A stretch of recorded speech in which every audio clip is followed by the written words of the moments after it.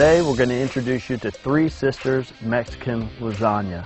Got to make sure you've got pulled pork in there, corn, beans, and squash. Let's get into the action. So first thing we're going to do is smoke our pulled pork. Now for this recipe, for the lasagna, you can use any kind of meat or no meat at all, but I find that when I do a couple pork butts, usually I've got a little bit of extra laying around. It's a perfect recipe for that extra brisket or pulled pork you got.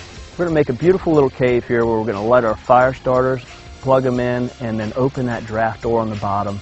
Maximum airflow there, and that's going to start our charcoal the way we want it. Once we've got good glowing embers, we're going to nestle those chunks of hickory in there. Wait till you have ignition. You want to see those chunks catch fire. That's what's going to clean that smoke up from that white, billowy, big particulate, which is bitter smoke, to that clean, translucent, bluish smoke that we want.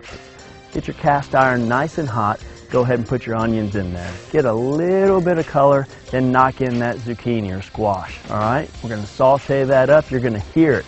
You need to make sure that that cast iron is hot enough so you can hear that sizzle.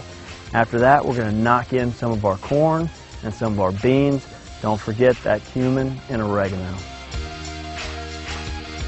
This is almost one of those dishes where it's one-pot cookery, right? We're pulling everything aside, blooming flavors one at a time, building the complexity, and then we're going to put that shredded pork in there that took us 6-7 hours. This is going to be a really, really big, bold flavored Mexican lasagna. So the rock star of this entire dish is the sauce.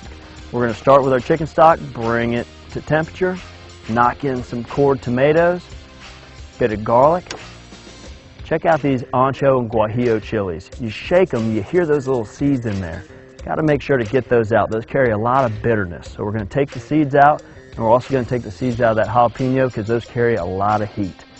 Next, we're going to knock in a little bit of bay leaf, cumin, simmer that for a while, then put in your cilantro, blend it up, put it all back in, reduce it down a little bit. That's when we slice the onions and put them in. Beautiful sauce. Little salt here goes a long way.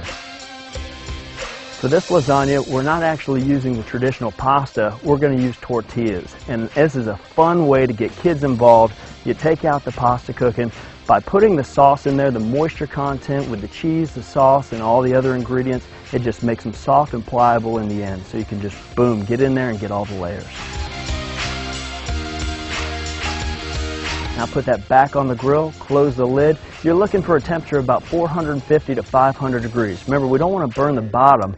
All we're doing is making that cheese melt. So now that the cheese is melted, we're going to go ahead and take this off. Make sure you put a towel underneath your hot cast iron. That way you're not going to melt your side shelf there. And we're going to sneak some tortillas around the side. A little plate architecture, things standing up. Your eyes are always looking for contrast, so this is a lot of fun. Let's go ahead and do a bit of cojito cheese, quenelle of some sour cream in the center, maybe some cilantro on top, and avocado. Now that it's sat for a little bit, let's go ahead and get that spoon in there and bring it out. Look at that.